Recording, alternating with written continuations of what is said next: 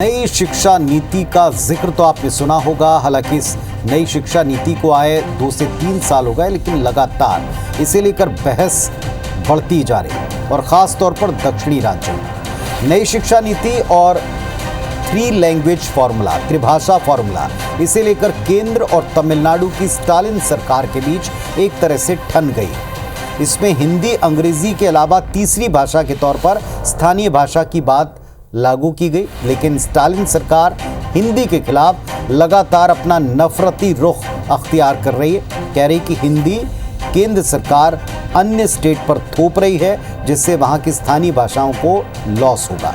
Stalin ने ऐसा अब क्या कर दिया जिसके बाद इस पर एक नया सियासी एंगल दिखा है। इस रिपोर्ट को देखिए, समझेंगे आप।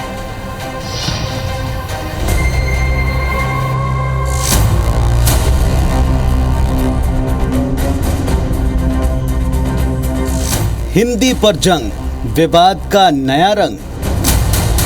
तमिलनाडु के बजट से रुपए का सिंबल आउट।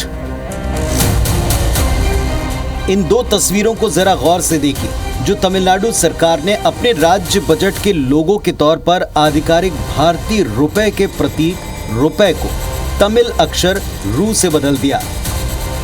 देश के इतिहास में ऐसा पहली बार हुआ जब देश में किसी राज्य ने रुपए के चिन्ह को बदला हो। सीएम के स्टालिन के इस कदम को लेकर सवाल उठने लगे हैं। ये फैसला ऐसे वक्त पर आया जब तमिलनाडु और केंद्र सरकार के बीच भाषा के उपयोग पर बहस छिड़ी है। सवाल यह है कि क्या राज्य के पास इस तरह रुपए के चिन्ह में बदलाव का अधिकार है, क्योंकि इसके पहले किसी भी राज्य ने ऐसा कदम नहीं उठाया। बहरहाल सवाल है तो सियासत कैसे नहीं होगी। तमिलनाडु सरकार के फैसले पर बीजेपी प्रदेश अध्यक्ष के अन्नामलाई ने एक्स पोस्ट कर स्टालिन को स्टूपिड कहा।